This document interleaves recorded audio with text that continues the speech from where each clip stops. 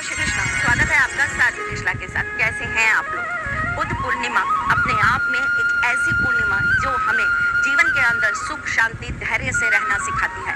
महात्मा बुद्ध का जन्म उत्सव मनाया जाता है इस दिन, और इसीलिए ये पूर्णिमा बहुत ज़्यादा महत्वपूर्ण हो जाती है। बुद्ध पूर्णिमा के दिन हमें अपने जीवन में स्ट्रेस से रिलीफ अपने आप को करने का ज़रूर कोई ना कोई साधन सीखना भी चाहिए और करना भी चाहिए। ये वो पूर्णिमा है जो आपके चंद्रमा को बलवान करती है। अगर आपकी कुंडली के अंदर चंद्रमा के साथ राहु विराजमान है, केतु नहीं, केतु और राहु दोनों अपनी अलग अलग तरह की क्वालिटीज रखते हैं। दोनों का बिल्कुल अलग अलग रूप है और दोनों का स्वभाव भी बिल्कुल डिफरेंट है।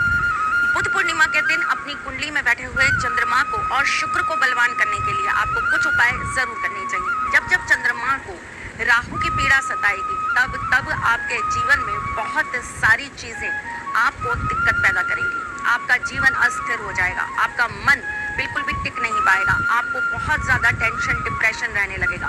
बहुत सारे लोगों के अंदर तो सुसाइडल प्रवृत्ति भी आ जाती है, यानी कि वो सब चीज़ों से निराश हो जाते हैं और उनको ऐसा लगता है बस मर जाओ, अब और कुछ बचा नहीं। ऐसा नहीं है, जिंदगी में बहुत कुछ बचा है। ये बात अलग है कि हम उसे बस कुछ लोगों तक या कुछ बातों तक सीमित कर देते हैं। पर एक बात मत भूलिए, मन का कारक चंद्रमा है। जब आप इसे बांधेंगे, यानी कि जब आप इसको किसी एक इंसान या किसी एक इंसान की बातों के साथ बांध कर रख देंगे तो ये कैसा हो जाएगा, जैसे ग्लास में रखा हुआ पानी।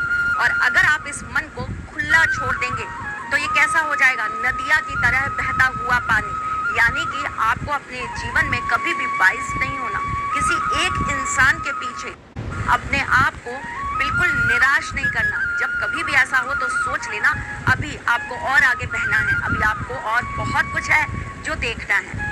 चलिए जी, आज आपको कुछ बहुत महत्वपूर्ण बता देती हूँ। जिनकी कुंडली में चंद्रमा राहु की वजह से दिक्कतें दे रहा हो उन्हें क्या करना चाहिए। आपको सुबह सवेरे पीपल के पेड़ के नीचे जाकर बैठ जाना चाहिए। एक पात्र के अंदर आपको जल ले लेना चाहिए और उसके बाद वहां बैठकर 11 बार आपको ओम का उच्चारण करना चाहिए।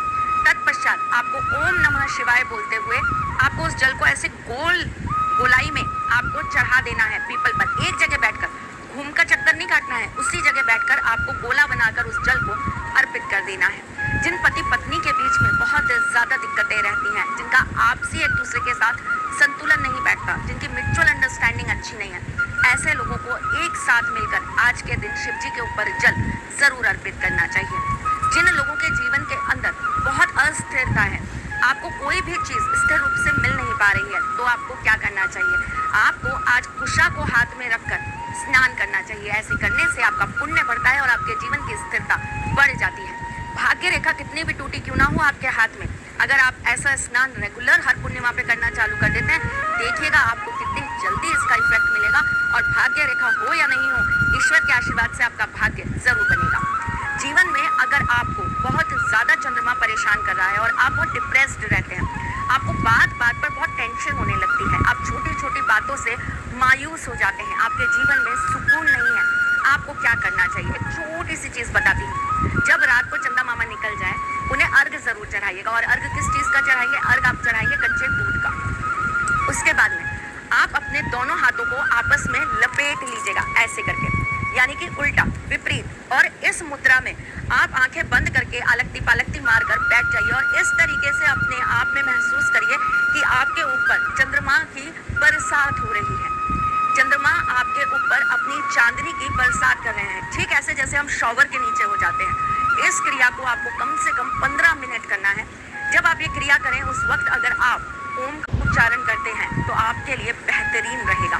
ये एक ऐसी चीज है जिसके करने मात्र से आपके जीवन में बदलाव आता ही आता है। जरूर करिएगा मेरी जान, और जो आपके इससे प्रभाव आए जीवन में मुझे जरूर बताइएगा। एक और चीज, पूर्णिमा के दिन आपको अपने मोबाइल के वॉलपेपर के ऊपर पानी, झरना या बहता हुआ झरना, आजकल तो लाइव भी लग जाता है ना, लाइव वॉलपेपर भी लगता है, आपको बहते हुए झरने का आपको एक पिक जरूर लगाना चाहिए। आप इसको चाहो तो एक रात पहले लगा लो, ताकि इससे क्या रहेगा, आपके जीवन में रुकी हुई चीजें चलने लगेंगी। लेकिन ये बहुत ज्यादा दिन तक मत रखना, पूर्णिमा खत्म होते ही इसे चेंज कर लेना। और आप हर पूर्णिमा पे अगर ऐसा करते हो तो आपके लिए ये बहुत ही ज्यादा बेनिफिशियल रहेगा।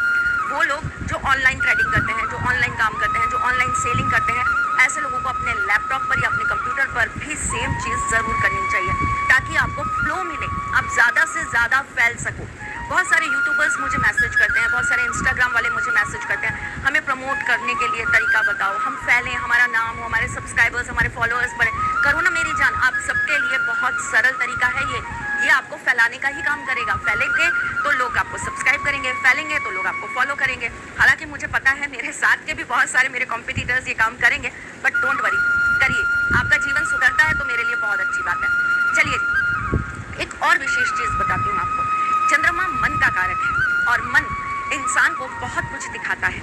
जब हम मन को अपने बांध देते हैं ना, तो ये मन हमारे जीवन में बहुत सारी परेशानियों को उत्पन्न कर देता है। यानी कि बहुत ज़्यादा इमोशनल होना इंसान के जीवन में हमेशा हास करता है, हमेशा दिक्कतें पैदा करता है। इमोशनल होना बेस्ट पार्ट है, लेकिन इमोशंस में आकर फूल बन जाना बहुत ही गंदा है। तो आप इमोशनल फूल ना बने, इसके लिए आपको एक थेरेपी जरूर करनी है पूर्णिमा की रात को। क्या करना है, एक टब ले लीजिएगा पानी का, उसके अंदर थोड़ा सा सेंधा नमक डाल दीजिएगा, अगर आपके पास हो तो आप ड्राई फ्लावर्स के उसके अंदर कुछ पेटल्स यानी कि पत्तियां डाल दीजिएगा।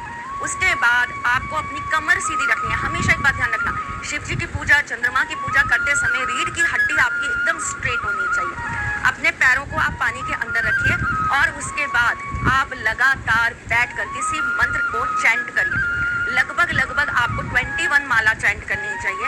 अगर आप खुद नहीं कर सकते तो आप मोबाइल पे लगा लीजिए, आप अपने टीवी पे लगा लीजिए, आप अपने लैपटॉप पे लगा लीजिए और उसमें आप अपने आप को इन्वॉल्व करने की कोशिश करिए। करके देखिए, पॉजिटिविटी आएगी, डिप्रेशन हट जाएगा, टेंशन्स खत्म हो जाएंगे, स्ट्रेस से रिलीफ मिलेगा, जीवन में स्थिरता आएगी। जो चीज़ों की वजह से आप परेशान हैं उसके लिए मन को थोड़ी सी शांति प्राप्त हो जाएगी। और अगर हो जाए तो मुझे ज़रूर बताइएगा कमेंट्स करके। मैं फिर आऊँगी कुछ नया, कुछ अलग, कुछ अद्भुत लेके। एक बात और, जाने से पहले आपको ये ज़रूर बता दूँ कि फुल मून नाइट है और इस रात्रि में आपकी चीज़ें चार्ज की जाती हैं। चार्ज करने की प्रोसेस मैं बहुत सारे वीडियोस में बता चुकी हूँ, लेकिन आज फिर बता देती हूँ। कांच के बाउल के अंदर बड़ा बाउल लीजिएगा, उसके अंदर थोड़ा सा सेंधा नमक डाल दीजिए, पानी डालकर उस पानी को चंद्रमा की रोशनी में रख दीजिए और अगले दिन सूर्य उदय से पहले उस पानी को घर के अंदर वापस ले आइए। लाकर अपने घर में उसका छिड़काव करिए, उस पानी से नहाना चालू करिए। उस पानी से आपकी चीज़ों को आप छिड़काव करके चार्ज करना चालू करिए। जो लोग क्रिस्टल्स बहुत यूज़ करते हैं, जिन लोगों के पास नाना प्रकार के क्रिस्टल्स के ब्रेसलेट हैं, क्रिस्टल्स के स्टोन्स हैं, आपके पास जो भी ऐसी चीज़ें हैं जिन्हें आप चार्ज कर सकते हैं, सेमी प्रेशियस स्टोन्स हैं, आपको उनको रात भर पानी में डालकर, नमक वाले पानी में डालकर आपको चंद्रमा की रोशनी में छोड़ देना चाहिए। ऐसा करने से आपकी चीज़ों के अंदर वापस से ऊर्जा आ जाती है, ताकत आ जाती है, जान आ जाती है और वो आपके जीवन को बैलेंस करने के लिए, स्फूर्ति देने के लिए वापस से जिंदा हो जाते हैं। तो ऐसी चीज़ों को चार्ज ज़रूर करिएगा, क्योंकि हम दिन रात नेगेटिविटियों से गुजरते हैं, हम दिन रात नेगेटिव चीज़ों के बीच रहते हैं। तो एक रात हमें इनको पावर देना बहुत ज़्यादा ज़रूरी होता है। ज़रूर करना ये काम और इससे आपके जीवन में जो भी फर्क आए मुझे ज़रूर बताना। मैं फिर आऊँगी कुछ नया, कुछ अलग, कुछ अद्भुत लेकर। तब तक के लिए मुस्कुराते रहिए।